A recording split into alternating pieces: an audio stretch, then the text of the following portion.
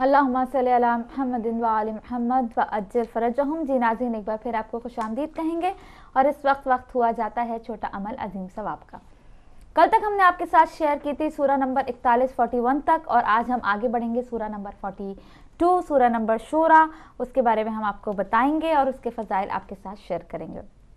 इस सूरा का नाम जो है सूरा हामीम ऐन सीन काफ भी है।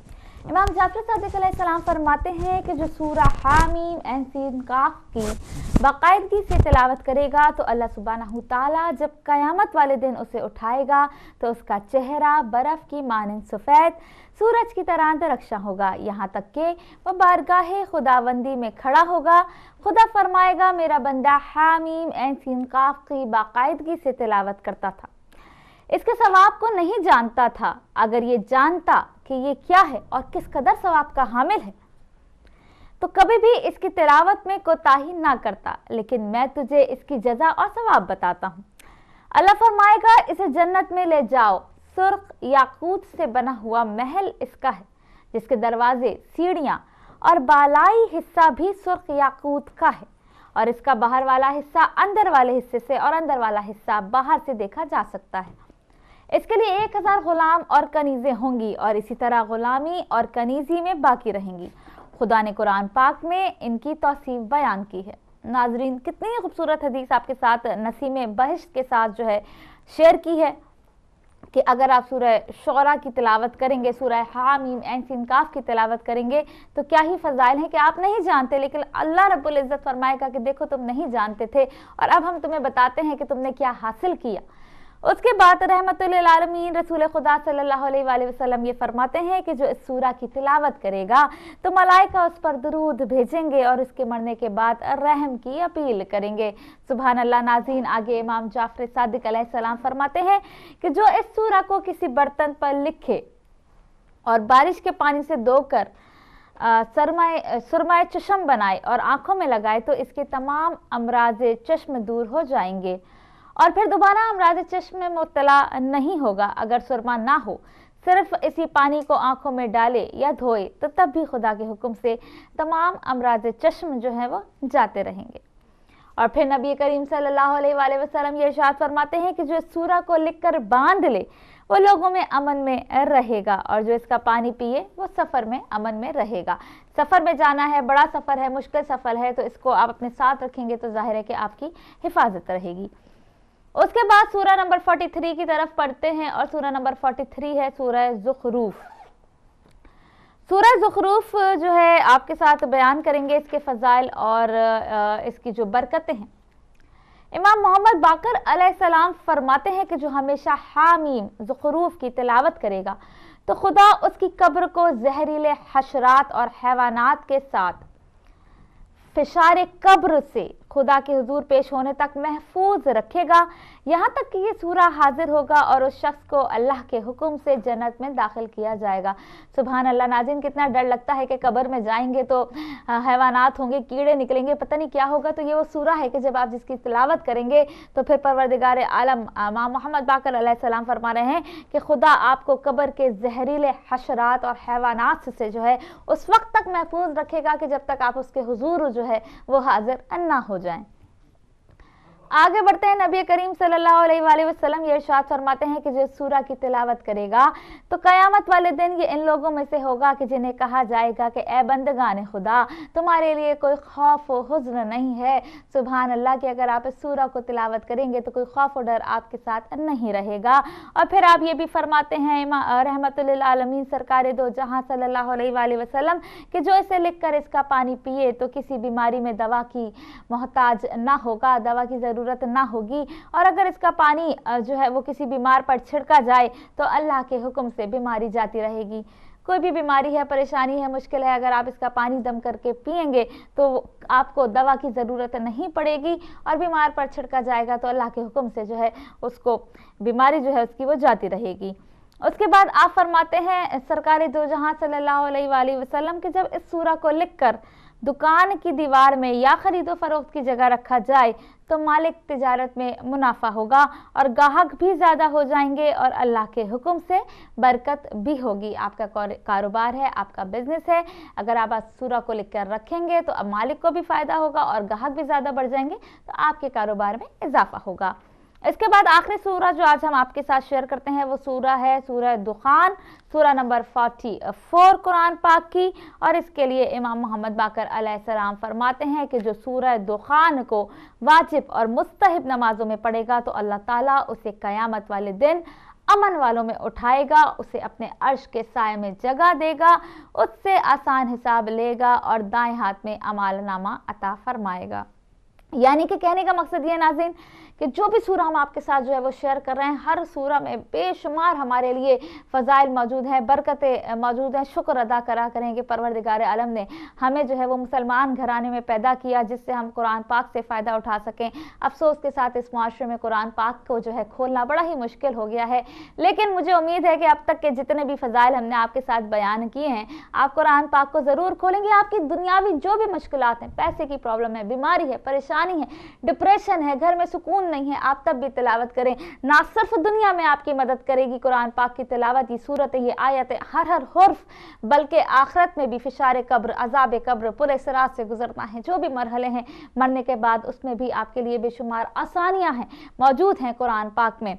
तो इसी सूरत की बात हो रही है, सूरह दुखान, और इसके बारे में नबी करीम फरमाते हैं कि जो शब जुम्मा या रोज़ जुम्मा सूरह दुखान की तिलावत करेगा तो अल्लाह उसके लिए जन्नत में घर बनाएगा। फिर आप ये भी फरमाते हैं कि जो रात को इस सूरा की तिलावत करेगा तो अल्लाह उसके गुज़िश्ता गुनाह माफ़ फरमा देगा। और फिर रहमतुल लिल आलमीन ये भी फरमाते हैं कि जो इस सूरा की तिलावत करेगा उसके लिए बहुत बड़ा अजर है, इसके हर हुर्फ के बदले में 1,00,000 गुलाम आज़ाद करने का सवाब है। सुभान अल्लाह। फिर रसूल खुदा ये भी फरमाते हैं कि शब जुम्मा इसकी तिलावत करने के तमाम गुनाह माफ़ कर दिए जाएंगे। नेस जो इसे लिख कर अपने पास रखे वो शैतान के मकरो फरेब से महफूज रहेगा। और फिर रहमतुल लिल आलमीन ये भी फरमाते हैं कि जो इसे लिख कर सरहाने रखेगा अपने सर के पास तो वो उम्दा ख्वाब देखेगा और बदी से बचा रहेगा। फिर आपने ये भी फरमाया कि दर्द शकीका में मुब्तला शख्स इसे पीने से तंदुरुस्त हो जाएगा। और रसूल खुदा ये भी फरमाते हैं कि जो इसे लिखकर तिजारत की जगह, यानी कि ये सूरह भी आपको देखें कारोबार में फ़ायदा दे रही है, सूरह दुखान, कि अगर आप इसको लिखकर अपने कारोबार में रखेंगे, आप फरमाते हैं कि जो इसे लिखकर तिजारत की जगह दुकान में रखेगा उससे बहुत मुनाफा होगा और इसका मालो दौलत बहुत ज़्यादा जल्द बहुत ज़्यादा हो जाएगा। नाज़रीन, आज हमने आपके साथ जो है वो 3 सूरतों के फ़ज़ाइल और बरकतें शेयर की हैं। इंशाअल्लाह कल फिर नई सूरतों के साथ हाजिर होंगे। आज के लिए इतना ही और अब बढ़ते हैं फारूक भाई की जानिब, सुनते हैं ताज़ा तरीन खबरें। जो हमारे इदारे हैं जिनके सरबराहान कल ही कह रहे थे कि 2 करोड़ की आबादी वाला जो शहर कराची, उसमें 8-10 जो हलाकतें हैं, शहादतें, उनमें से तो इसमें कोई वावेला या शोर करने की बात नहीं। तो ऐसे लोग जो है वो जब मास्टर माइंड्स को गिरफ्तार करने का दावा करते हैं तो उसमें कितनी सच्चाई हो सकती है, उस पर तो एक सवालिया निशान ये है। और अगर ये सच है तो फिर किस जेल में रखा जाएगा कि वो बिल्कुल कानून के शिकंजे में हो, एक ये सवाल है। दूसरा ये सवाल है कि अगर उसे सज़ा दी गई, और पहले तो बहुत बाहिम्मत जजेस चाहिए कि उस ऐसे लोगों को सज़ा दे पाएँ, और अगर उन्होंने जुर्रत और बहादुरी का मुजाहरा करके ऐसे बंदे को सज़ा दे दी तो फिर वो कौन से वज़ीर आज़म और सदर साहब होंगे कि जो उनकी फांसी की सज़ा पर दस्तखत करेंगे, और वो कौन सा दिन होगा जो पाकिस्तानी देखेंगे कि इतने लोगों की जो कत्ल में मुलव्वस शख्सियात हैं, जो लोग हैं, जो कातिल हैं, उनको भी कैफ़े किरदार तक पहुँचना वो देख पाएंगे। तो बहुत से हसरतें, उम्मीदें पाकिस्तानियों के जहनों में ज़रूर हैं, ख़बरें हम ज़रूर पढ़ते हैं, सुनाते भी हैं, लेकिन काश कि एक दिन ऐसा भी आए कि ऐसे जो मास्टर माइंड हैं वो वाकई उनको कोई ऐसी सज़ा मिले कि और जो नर्सरीज़ बनी हुई हैं और जो लोग गली गली जो अब बारूद बांधने के चक्रों में है कि किसी न किसी वजह से कि वो ज़ुबान फ़लाँ नहीं बोलता, वो फ़लाँ फ़िरके से ताल्लुक़ नहीं रखता, इसको मार दो, इसको कत्ल कर दो, तो ऐसी नर्सरीज़ को तब ही हम रोक पाएंगे, तभी उनको कुछ पैगाम जाएगा हुकूमत की तरफ से कि जब ऐसे लोगों जिनको हम पकड़ने का दावा करते हैं उनको करारवा की सज़ा दी जाएगी। तो ये एक ख़बर थी। इसके अलावा इफ्तिखार चौधरी साहब का बयान है कि सिक्योरिटी से बढ़कर कोई मसला नहीं है। ہمارے جو رہبران ہیں یا جو بڑے اداروں کے سربراہان ہیں، کل وزیر اعظم صاحب کا بھی کہنا تھا کراچی میں کہ کراچی میں 450 ٹارگٹ کلرز ان کے خلاف آپریشن کیا جائے۔ یہاں پر افتخار چودھری صاحب کا فرمانا کہ سیکیورٹی سے بڑھ کر کوئی مسئلہ نہیں ہے۔ تو کیا مسئلہ ہے، کیا کون کون لوگ یہ تمام جو پاکستان کے حالات کو خراب کرنے کے در پہ ہیں، ان تمام اداروں کے جو ہمارے جو سربراہان ہیں ان کو پتہ ہے۔ تو سیکیورٹی کا مسئلہ کس نے حل کرنا ہے یہ بھی ہم سب جانتے ہیں، اور 450 کلرز کو کس نے پکڑنا ہے وہ بھی ہم سب جانتے ہیں۔ تو تمام جو ادارے ہیں وہ کام کر کے کیوں نہیں دکھاتے، وہ اپنے یہ ضرور دکھاتے ہیں۔ اب 2 دن میاں نواز شریف صاحب کراچی میں رہ کر آئے ہیں، اس کا کیا اثر ہوگا، آج شام تک کتنے لوگوں کی جانیں بچ پائیں گی کراچی میں، یہ ایک بہت بڑا امتحان ہے اس حکومت کا، اگر وہ ان کی نیت سچی ہے، کیونکہ ضرور ہمیں اس چیز کے نمبرز انہیں ضرور دینا چاہیے کہ وہاں پر وہ اجلاس ہوئے ہیں، سیمینارز ہوئے ہیں، کانفرنسز ہوئی ہیں، ملاقاتیں ہوئی ہیں، اور کچھ نہ کچھ امید ضرور وہاں کراچی کے رہنے والوں کو ہوئی ہے کہ شاید یہ جو نئی حکومت ہے وہ کچھ نہ کچھ کر کے دکھائے گی۔ رینجرز کو اختیارات ذرا بڑھا کے ان کو دیے گئے ہیں کہ وہ مزید جو ہے وہ لا اینڈ آرڈر جو کراچی میں وہ اس کو نافذ کر سکے، تو اختیارات تھوڑے سے بڑھائے رینجرز کے۔ فوج کا جو ایک سوال تھا کہ فوج وہاں پر جائے، جو مطالبہ تھا اس کو فی الحال رد کر دیا ہے اس حکومت نے۔ بہرحال جان بچنی چاہیے لوگوں کی، فوج کے ذریعے، رینجرز کے ذریعے یا پولیس کے ذریعے یا ویسی اپنے کچھ انسانیت کے ذریعے اگر لوگ خود ہی سوچ لیں کہ ایک دوسرے کو مارنا کہیں بھی کسی بھی مذہب میں جائز نہیں ہے تو سب سے اچھی بات تو یہی ہے۔ لیکن کچھ ایسے لوگ جو جانور بن چکے ہیں، انسان سے نیچے اتر کے بلکہ جانور سے بھی بدتر ہو چکے ہیں، ان کو صرف قانون یا ایک سزا جو ہے وہ اس کو اس سے باز رکھ سکتی ہے یا اس سے روک سکتی ہے، اور ان جانوروں سے بھی بدتر وحشیوں سے ان امن پسند لوگوں کو بچا سکتی ہے جب وہ وحشی جو ہیں وہ کسی صحیح ٹھکانے پہ ہوں گے۔ تو بہت سے کام کرنے کے ہیں، اداروں کے سربراہان کہتے ضرور ہیں کہ یہ مسائل ہیں، مسائل کو حل کرنے کے لیے عوام نے یا کسی انداز میں آپ کو اقتدار دیا ہے، طاقت دی ہے، تو پھر یہ طاقت اگر آپ نے یوز نہیں کی ان لوگوں کے لیے تو پھر آپ کی اس طاقت کا، اس منصب کا کوئی فائدہ نہیں ہوگا۔ آپ کو یہاں بھی امتحان دینا ہوگا، اور پھر اللہ تعالیٰ کے ہاں وہاں بھی ضرور آپ کے پاس کوئی بھی اختیار ہے اس کا آپ کو سوال، اس کا جواب ضرور دینا ہوگا۔ جی، سابق وزیر اعظم بھی شریک ہیں، یہی ایک تازہ ترین خبر ہے ایوان وزیر اعظم میں صدر زرداری صاحب کے، جنہوں نے بس 2 دن کے مہمان ہیں، اب ایوان صدر میں 2 دن کے صدر رہ چکے ہیں، تو ان کی آخری ملاقاتیں جاری ہیں، ظہران عشائیے جاری ہیں۔ کل کے عشائیے میں خورشید شاہ کی طرف سے جو اپوزیشن لیڈر ہیں، ان کے پارٹی کے بھی رکن ہیں، ان کا یہ کہنا تھا کہ سوئس کیسز کا پہلے بھی مقابلہ کیا، اب بھی کروں گا۔ تو اس میں بالکل سچائی ضرور ہے، ہم بات تو ضرور کرتے ہیں غبن کی، کرپشن کی، لیکن کیا وجہ ہے کہ 8-10 سال ہو گئے صدر زرداری صاحب پہ اس طرح کے کیسز پہلے بنتے آئے ہیں، اس پر ابھی تک کوئی ثابت کیوں نہیں ہو پایا؟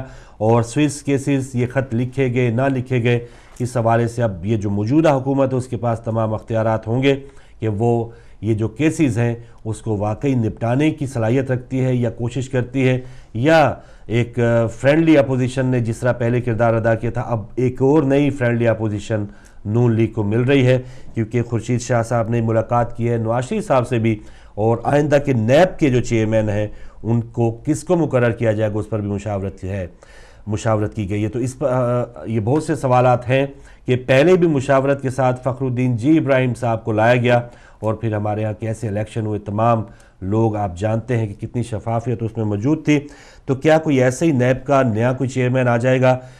بخاری صاحب، فصیح الدین بخاری صاحب بھی اس سے پہلے رہے ہیں، تو کوئی بھی پکڑ دھکڑ، اتنے بڑے بڑے رحمان ملک صاحب کی تصاویر دیکھیں، وہ فائلوں کے انبار لگائے بیٹھے ہیں۔ شہباز شریف صاحب بھی کہتے تھے کہ میں گلیوں میں گھسیٹوں گا، زرداری صاحب کا نے جو ایک ایک پیسہ لوٹا ہے وہ عوام کے اندر واپس لاؤں گا۔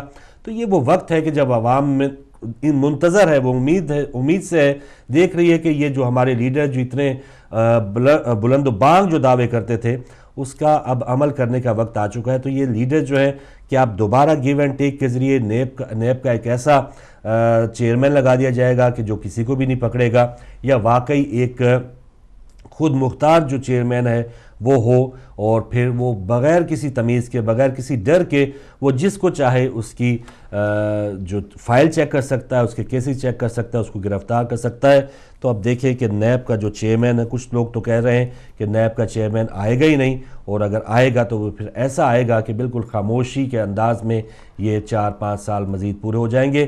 وقت آنے پہ ایک دوسرے پہ الزامات بھی لگائیں گے، اخباری سطح پہ یہ تمام جو ہے وہ مدبھیڑ نظر آئے گی، لیکن پھر بھی جو حقیقت ہے وہ کہیں بٹوین دا لائنز یا کہیں بیہائنڈ دا سینز ان میں جو انڈرسٹینڈنگ ہے وہ اسی کو کنٹینیو رکھیں گے۔ آئی ایم ایف نے پاکستان کے لیے 6.68 ارب ڈالر قرض کی منظوری دے دی ہے۔ تو یہ جو ہمارے سربراہان ہیں لگاتار قرض پہ قرض لیے جا رہے ہیں، اور کہنے کو تو یہی کہہ رہے ہیں کہ ہم مسائل سے پاکستانی عوام کو نکالیں گے، مہنگائی کے جو ایک بھوت ہے اس سے نکالیں گے، لیکن اب مزید قرضہ آئی ایم ایف نے منظور کر لیا ہے پاکستانی عوام کے سروں پر۔ 6.68 ارب ڈالر جو ہے وہ قرض لیا گیا ہے، اور کہاں یہ قرض استعمال ہوگا، کتنے کھرب جو ڈالرز ہیں، کتنے کھرب اور ارب جو ڈالرز ہیں وہ ہمارے سربراہان انہوں نے لوٹ لیے ہیں، لیکن عوام تک یہ تمام مقروض قوم کو کوئی اس کا فائدہ نہیں ہوا۔ تو اس حوالے سے نئی قسط جاری ہوگی، اور اب دیکھیں کہ حکومت جو ہے وہ اس کو کس انداز میں خرچ کرے گی۔ بہت سے بڑے بڑے ادارے ہیں، پی آئی اے ہے، اس کے علاوہ ریلوے ہے۔ پی آئی اے کے حوالے سے ایک حیرت انگیز آپ کو بات بتاؤ، قومی اسمبلی میں وقفہ سوالات میں بتایا گیا کہ پی آئی اے میں آپریشنل طیاروں کی تعداد اس وقت 22 ہے، یعنی صرف 22 طیارے آپریشنل ہیں جو مسافروں کو ایک جگہ سے دوسری جگہ پہنچا رہے ہیں اس وقت۔ تو اس میں کتنے پائلٹس آپ کے اندازے میں ہو سکتے ہیں کہ 22 طیاروں کو چلانے کے لیے پی آئی اے کو کتنے طیاروں کی ضرورت ہوگی؟ چلے اگر ہر طیارے میں 3 پائلٹ اگر لگائیں یا ان کی شفٹوں کو چینج کیا جائے تو زیادہ سے زیادہ ہمارے پاس 100 پائلٹس بہت زیادہ ہوں تو 100 پائلٹس پی آئی اے کے ہونے چاہیے اگر بہت زیادہ سہولت دینی ہو ہمارے پائلٹس کو۔ لیکن قومی اسمبلی میں بتایا گیا ہے، اور یہ بھی ایک وزیر کی طرف سے بتایا گیا کہ اس وقت 600 پائلٹ پی آئی اے کے نوکری میں وہ شامل ہیں، اور وہ تنخواہیں لے رہے ہیں، ان کی تنخواہیں بھی ہزاروں میں نہیں ہے۔ ایک سینئر پائلٹ کی جو تنخواہ ہے وہ تقریباً 7.5 لاکھ روپے ایک سینئر پائلٹ کی تنخواہ ہے، اور جونیئر پائلٹ جو ہے وہ 4 لاکھ سے اس کی تنخواہ شروع ہوتی ہے، جو ان کی بھی 6 لاکھ کے قریب تک پہنچتی ہے۔ تو ایسے پائلٹ، ایسے شہزادے، ہم سیاستدانوں کی تو بات کرتے ہیں کہ وہ اتنا ہڑپ کر کے اتنا کھا گئے، لیکن جو بیوروکریسی ہے، اس طرح کے جو ادارے ہیں، ریلوے ہے، پی آئی اے ہے، 22 طیاروں کے لیے 600 پائلٹس اور تقریباً ایک طیارہ 27 پائلٹ ایوریج بنتی ہے۔ تو آپ دیکھ لیں کہ ہماری جو عوام ہے اور یہ 6.5 ارب جو ڈالر مزید قرض لیا ہے تو یہ ان لوگوں کی تنخواہوں میں ہی خرچ ہوگا، اور اب جب تک یہ تمام جو عیاشیاں ہیں وہ ختم نہیں ہوگی، یہ 600 پائلٹ سے ہاتھ باندھ کے جان چھڑا لیں اگر، تو یہ زیادہ بہتر ہوگا۔ لیکن وہی بات کہ نہ وہ ہمارے جو سیاستدان ہیں اتنی اہلیت رکھتے ہیں یا اتنی ان میں اپنے اندر شفافیت ہے کہ وہ دوسروں پر ہاتھ ڈال سکے، کیونکہ دوسروں پہ ہاتھ وہی ڈال سکتا ہے جو خود شفاف ہو، خود غبن سے پاک ہو۔ تو خود چور ہو وہ دوسرے چوروں کا احتساب کیا کرے گا؟ تو یہاں پر 22 طیاروں کے لیے 600 پائلٹس پاکستان کی عوام کی تنخواہ لے رہے ہیں، اور جگہ جگہ سے ہم قرض بھی لے رہے ہیں، اور پی آئی اے کی جو پرفارمنس ہے وہ بھی آپ کے سامنے بتایا جاتا ہے کہ فرینکفرٹ سے بھی اب پی آئی اے کی پروازیں ختم کر دی گئی ہیں۔ تو جہاں پر کوالٹی کی بات ہونی چاہیے، سہولت کی بات ہونی چاہیے، وہ بھی آپ کے سامنے ہے، لیکن جہاں تک ہمارے جو پائلٹس ہیں جتنی تنخواہیں لے رہے ہیں اور جتنی تعداد میں ہیں وہ تعداد بھی آپ کے سامنے، اور دنیا بھر میں آپ کو بتاتا چلوں کہ ایک 19,000 عملہ جو ہے وہ بھی دنیا بھر میں پی آئی اے کا کام کر رہا ہے۔ تو 19,000 لوگ جو ہے وہ دنیا بھر میں پی آئی اے کے ملازمین ہیں، اور یہ بات قومی اسمبلی میں بتائی گئی ہے، کسی ٹی وی شو میں بتائی نہیں گئی تھی۔ اس پر نواز شریف صاحب کو ضرور ایکشن لینا چاہیے، اور وزیر مواصلات کو ضرور ایکشن لینا چاہیے کہ یہ 22 طیاروں پر 600 پائلٹ جو ہیں وہ کیا کر رہے ہیں، اور ان کی تنخواہیں جو ہیں ظاہر وہ پاکستان کی غریب عوام ہی ادا کر رہی ہے۔ اس کے علاوہ ریلوے کے حوالے سے بات سنی گئی کہ 2011 کا خسارہ ریلوے کا 26 ارب 77 کروڑ تھا، جبکہ 2012 میں یہ خسارہ بڑھ کے 33 ارب 19 کروڑ بن چکا ہے۔ عجیب بات ہے ناظرین، اب اگر کسی نے 20 سال پہلے کسی نے چھوٹی سی ایک بس لی تھی اگر، تو اس کا ایک ٹرانسپورٹ میں مثال دے رہا ہوں کہ کسی نے ایک بس لی تھی تو اب وہ ایک پورے کارواں کا مالک بن چکا ہے۔ ایک بس سے اس نے دوسری بس بھی بنا لی ہے، یعنی بس کا بھی یہی کام ہے کہ مسافروں کو ایک جگہ سے دوسری جگہ پہنچانا، کرایہ لینا۔ ریلوے کا بھی یہی کام ہے، اور ایک بس کیا اس میں تو کتنی بوگیاں ہوتی ہیں۔ تو یہ ادارہ اتنے خسارے میں کیوں ہے؟ ہر سال تقریباً اب دیکھیں کہ 33 ارب روپے جو ہے پچھلے سال خسارہ ہوا ریلوے کو۔ تو یہاں پر بھی ملازمین کی عیاشیاں ہیں، یہاں پر بھی جو سیٹیں ہیں وہ بیچی جاتے ہیں، یہاں پر بھی ایسے ایسے لوگوں کو بھرتی کیا گیا ہے کہ جن کا کوئی فائدہ نہیں ہے، اور جو پیسہ کہیں انجنوں پہ، کہیں بوگیوں پہ، کہیں سہولت پہ لگنا چاہیے وہ بھی پاکستان میں ان اداروں پہ بھی نہیں لگا، اور باقی جو ادارے ہیں سٹیل مل ہے اس کا بھی یہی حال ہے، اور پی آئی اے اور ریلوے کا تو میں نے بتایا۔ تو یہ صورتحال پاکستان کے بڑے اداروں کی ہے، تو بہت سے کام کرنے کے ہیں، پتہ نہیں اب، اور یہ باتیں بھی قومی اسمبلی میں ہو رہی ہیں، اب پتہ نہیں ہمارے میاں صاحب کو یہ آواز ان تک کانوں تک پہنچتی ہے، انہوں نے اس حوالے سے بھی کچھ کرنا ہے یا نہیں۔ ویسے تو وہ کہتے ہیں کہ میں مسکراؤں گا اسی وقت جب پاکستان کے مسائل حل ہوں گے، تو پتہ نہیں اندر سے وہ ضرور مسکرا کیا بلکہ وہ کہہ کے لگا رہے ہوں گے، عوام کے اس بھولے پن پہ وہ ضرور کہہ کے لگاتے ہوں گے، اندر سے منہ ان کا ضرور انہوں نے ایسے کیا ہوتا ہے کہ شاید ان کو بہت دکھ ہے، لیکن عوام کے بھولے پن پہ وہ ضرور کہہ کے لگا رہے ہوں گے کہ کس طرح سے وہ ان کے چکروں میں آ گئے، اور ان کو جو میں نے خواب دکھائے تھے وہ دوبارہ انہوں نے اس پر اعتماد کیا، اس پر وہ ضرور اندر سے ضرور خوش ہوں گے، باہر وہ کچھ نہ کچھ اس کو فیل کرائیں یا نہ کرائیں یہ الگ بات ہے۔ صدر زرداری صاحبی کی ایک اور خبر ہے کہ وہ آخری ملاقاتیں کر رہے ہیں، ایوان صدر میں ان کی ایرانی سفیر علی رضا سے ملاقات ہوئی ہے، اور چودھری شجاعت صاحب بھی ان سے ایوان صدر میں ملنے گئے تھے۔ تو چودھری شجاعت صاحب اور صدر زرداری صاحب، ان کو بھی، یہ دونوں کو نہیں پتا کہ آئندہ وہ ایوان صدر کی دیواریں جو ہیں وہ کراس کر پائیں گے یا نہیں کر پائیں گے، کیونکہ شجاعت صاحب کے جو سیاست نظر آ رہی تھی وہ پرانے جو وقت تھے کہ جو وردی والے لوگ آتے تھے ان کو 10 بار الیکٹ کرانے کی جب وہ باتیں کرتے تھے، پرویز الہی صاحب، اور بہت زیادہ بہرحال سیاست میں کوئی پتہ نہیں کہ ایسے جو سیاستدان ہیں وقتی طور پہ اگر بیہائنڈ دا سین چلی بھی جائیں، کچھ دیر کے لیے خاموش ہوں، تو اچانک کچھ واویلا ایک ایسا شور اٹھتا ہے کہ یہی لوگ دوبارہ جو ہے ان کی دکانداریاں دوبارہ عروج پہ ہوتی ہیں، ڈیرہ داریاں دوبارہ پر رونق ہو جاتی ہیں۔ ویسے پاکستان کی سیاست کا کوئی پتہ نہیں، لیکن چودھری شجاعت صاحب جو ہیں وہ اس وقت ایوان وزیر اعظم میں بھی ہیں ان کی دعوت پہ، اور ایوان صدر میں بھی کل صدر صاحب سے ملاقات کر کے آئے ہیں۔ یہ پاکستان کی خبریں تھیں۔ انٹرنیشنل خبروں میں روس کے صدر پیوٹن نے امریکہ اور اس کے اتحادیوں کو شام کے خلاف اقوام متحدہ کی منظوری کے بغیر کارروائی کو سراسر جارحیت قرار دیا ہے۔ تو روس کا اور چائنا کا خاص طور پہ ان معاملات میں شروع دن سے ہی یہ سٹانس نظر آ رہا ہے، اور یہ جو ایسی طاقتیں جو شام پر حملہ کرنے کے درپے ہیں اس کے آڑے آ رہی ہے روس اور چائنا کی جو حکومتیں ہیں، اور اس کو سراسر جارحیت قرار دیا ہے روسی صدر پیوٹن نے۔ ایک سروے کے مطابق، اور کل جیسے ہم حجاب کی بات کر رہے تھے اور آزادی کی بات کر رہے تھے خواتین کی، تو امریکہ میں جہاں پر اتنی زیادہ آزادی ہو خواتین کی، کوئی پابندی نہیں ہے کہ آپ کسی بھی انداز میں اپنے آپ کو منوا سکے، کوئی بھی رکاوٹ نہیں ہے، تو وہاں کا ایک سروے ہے امریکہ میں کہ ہر 5 میں سے ایک عورت جنسی تشدد کا نشانہ بنتی ہے۔ تو امریکہ جیسا معاشرہ، ہر 5 میں سے ایک عورت جو ہے وہ جنسی تشدد کا نشانہ بنتی ہے۔ تو اس سے آپ اندازہ لگا لیں کہ یہ جو بے راہ روی ہے، یہ ننگا پن جو ہے، یہ اصل میں آزادی نہیں ہوتی، یہ عورت کی سیکیورٹی نہیں ہوتی، بلکہ یہ عورت کے لیے بہت ہی زیادہ مشکلات کا باعث بنتی ہے۔ سیکیورٹی وہی ہے جو اسلام نے جو طریقہ کار عورت کو بتایا ہے، تو وہ جو خواتین حجاب میں اور پردے میں رہتی ہیں وہ اپنے آپ کو زیادہ سیکیور محسوس کرتی ہیں، بجائے کہ آپ دیکھیں کہ امریکہ جیسے ملک میں ہر 5 میں سے ایک عورت جو ہے وہ تشدد کا اور جنسی تشدد کا نشانہ بنتی ہے۔ اچھا، ہم نے اپنے پارلیمنٹیرینز کی بات کی، انڈین پاکستانی پارلیمنٹیرینز کے حوالے سے ہم بہت زیادہ کیچڑ اچھالتے بھی رہتے ہیں اور بات کرنی بھی چاہیے جہاں پر کچھ غلط ہو۔ تو برطانوی پارلیمنٹیرین جو ہیں وہ بھی کوئی اچھا کام یا عوام کی فلاح و بہبود کے لیے کام کرنے میں وہ مصروف نہیں پائے جاتے۔ برطانوی پارلیمنٹ کے سرکاری ریکارڈ کے مطابق اراکین پارلیمنٹ اور عملے نے گزشتہ 3 لاکھ بار کوششیں کی ہیں، گزشتہ سال 3 لاکھ بار کیا کوششیں کی ہیں انہوں نے، پارلیمنٹیرینز نے، اور جو پارلیمنٹ کا جو عملہ ہے اس نے کیا کوششیں کی ہیں۔ رپورٹ میں بتایا گیا ہے کہ فحش اور نازیبا ویب سائٹ جو ہے قومی ان کی پارلیمنٹ میں دیکھنے کے حوالے سے انہوں نے 3 لاکھ بار کوششیں کی ہیں۔ تو یہاں پر پڑھائی کا عروج، یہاں پر ہم جو لوگ ہیں بہت زیادہ معیوب ہو جاتے ہیں روشنیوں سے، یہاں کی رہن سہن سے، ہم زیادہ اپنے آپ کو بہت زیادہ برا بھلا کہتے ہیں، اپنے M N As M P ضرور وہ انہوں نے غبن کیا ہے، بہت اچھے لوگ وہاں پہ بھی ہیں، بہت اچھے لوگ یہاں پہ بھی ہیں، لیکن یہاں کی جو برائیاں ہیں ہم کبھی نہیں دکھاتے. یہاں پر چٹکیوں میں یہاں پر بھی لندن رائٹس ہوتے ہیں، یہاں پر لوٹ مار سب کچھ ہوتا ہے.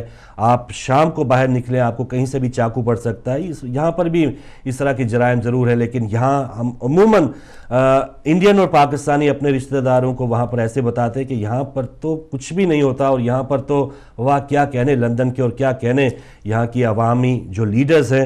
تو یہاں پر عوامی جو لیڈرز ہیں، عوامی جو قیادت ہے، پارلیمنٹ میں بیٹھ کے 3 لاکھ بار انہوں نے کوششیں کی ہیں کہ وہ کوئی فحش ویب سائٹ کو اٹیمپٹ کر پائیں، وہ دیکھ پائیں.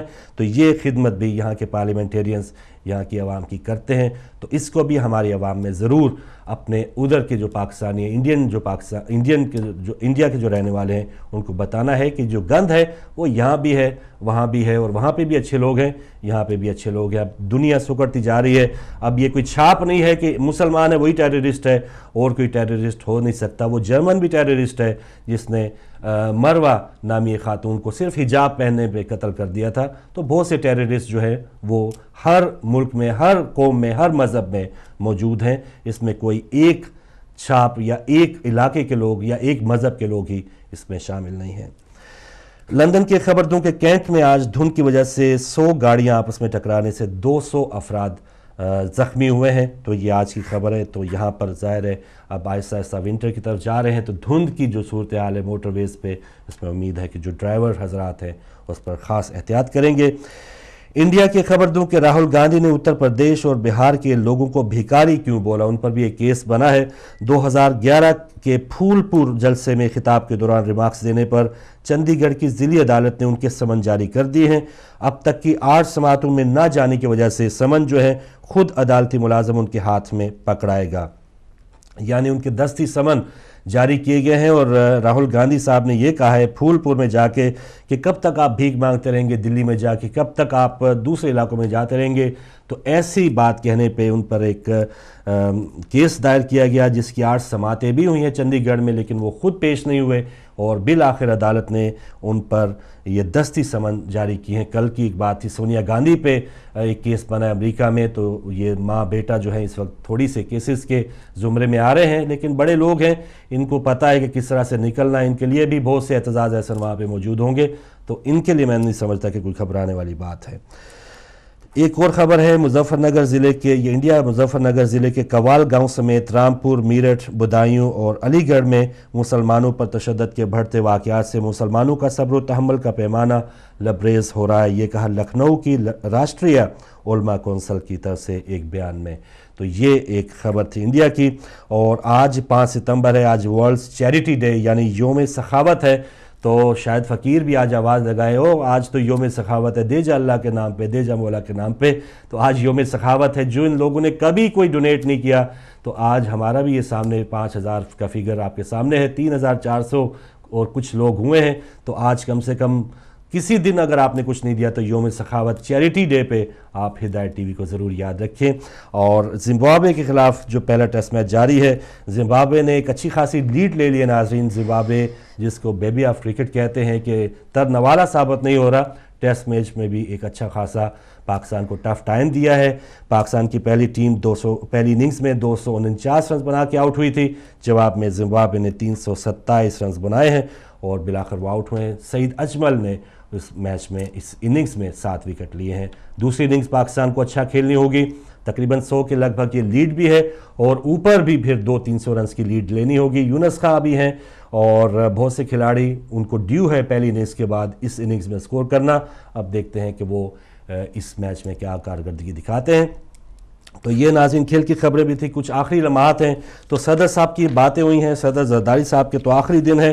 ایک نئے صدر صاحب بھی آ رہے ہیں، ممنون حسین صاحب ان کا نام ہے. 9 ستمبر کو وہ حلف لیں گے، اور کہا جا رہا ہے کہ وہ بہت ہی نیک اور شریف النفس انسان ہے. تو ذرا سی ان کی تصویر دکھاؤں گا کہ اور تاکہ ہم انہیں بھی یاد رکھیں. یہ تصویر ان کی آپ دیکھ رہے ہیں، نماز باجماعت وہ ادا کروا رہے ہیں، بلکہ پیچھے ان کے مقتدی کھڑے ہیں. اور کچھ لوگ کہہ رہے ہیں سسٹر کہ یہ شیعہ ہیں، اور کچھ لوگ کہہ رہے ہیں کہ نہیں شیعہ نہیں. چلیں یہ تو آگے کی بحث ہے، لیکن پھر بھی اتنا ضرور ہے کہ وہ نمازی ضرور ہیں. اور کیا کچھ اچھے کی امید ہے ہمیں؟ کچھ اگلے 5 سال کے یہ رفیق تارڑ صاحب بھی ہوں گے. اچھے کی امید آپ امید ہی رکھیں پھر. اچھا خاموش رہیں زیادہ اچھی بات ہے. امید جو ہے وہ امید ہی رکھنی چاہیے, اس سے زیادہ اور کچھ نہیں کہہ سکتی. جہاں تک شیعہ سنی کے سوال ہیں ہم اس پہ ابھی نہیں پڑھ سکتے, لیکن چلیں ایک اچھی بات ہے کہ نمازی ہیں. جی ہاں یہ ہے نمازی ہیں, نمازی ہیں, ایک اچھی بات ہے. اور اس سے پہلے بھی ایک نمازی صدر مرد مومن مرد حق اور بہت غریب, ضیاء الحق ایسا نہیں ہے کہ کسی بنگلے سے اٹھا کے صدر بنائے گئے. آپ ان کا گھر دیکھیں تو انتہائی غریب کراچی کے ایک بہت ہی امیر ترین انسان ہے. نہیں لوور مڈل کلاس جسے کہتے ہیں نا, اس ایریا میں یہ رہتے ہیں. اچھا اور اب بھی رہتے ہیں, اور اب بھی وہیں رہتے ہیں. اب تو موو سنا ہے کہ صدر میں آ گئے, لیکن یہ اس کراچی کے ایک جسے کہتے ہیں middle class, lower middle class گلی سے اٹھ کے یہ صدر بنے, تو یہ ایک اچھی بات ہے. دس از اے پازیٹیو سائن. اور یہ ہے کہ شاید ان کو کچھ غریبوں کا بھی پتہ ہو. کہا جاتا ہے کہ تاجر بھی رہے ہیں اور کچھ لوگ ان پہ تنقید بھی کریں کہ یہ صرف کیونکہ نواز شریف صاحب وہاں کراچی میں جب جیل میں رہے تھے تو انہوں نے بہت اچھے اچھے کھانے جو ہیں وہ وہاں پہ پہنچائے تو ان کو صدر بنا دیا. یہاں پر چودھری سرور صاحب گلاسگو میں جب یو کے میں تھے نواز شریف صاحب تو وہ بہت اچھی خاطر مدارت کی, ان کو گورنر بنا دیا. یہ اس کاموں کی وجہ سے یہ صدر نہیں بنے, یہ بہت ہی ہائی خاموشی کی وجہ سے بنے. یہ اس لیے بھی نہیں بنے, یہ اس لیے بنے کہ یہ کراچی میں ہے. یہ کراچی میں جی, یہ اس لیے بنے کہ کراچی میں بھی تو نواز شریف کو اپنی کوئی ساکھ رکھنی ہے کہ نہیں رکھنی ہے. ویسے ایک بہت ہی بلکہ سندھ کے حوالے سے بات کر رہے تھے کہ غوث علی شاہ صاحب جو پرانی قربانی بھی دیتے آئے ہیں, پرانے وزیر اعلیٰ بھی تھے, تو وہ شاید آئندہ صدر ہوں, لیکن وہ ناراض ہو کے اس وجہ سے انہوں نے استعفے دے دیا. تو ناظرین نئے صدر صاحب اتنا ضرور ہے کہ نیک ہیں, اللہ تعالیٰ ان کو یہ تھوڑا سا ان میں جو اختیار آئے گا اس پر بات کرنے کی بھی توفیق عطا فرمائے, اور اچھے کی امید ہونی چاہیے. آتے سال ہم بلکہ ابھی تو بیچارے وہ آئے بھی نہیں ہیں تو کیا تنقید کریں, لیکن ان کو موقع ضرور ملا ہے, اور کم سے کم زبان سے تو وہ کچھ ہلا کے کہہ ہی دیں گے. رفیق تارڑ بن گئے تو پھر بھی ہم آپ کو بتائیں گے, اور کچھ کر کے دکھایا تو ہم بھی یہی ہیں وہ بھی یہی ہیں.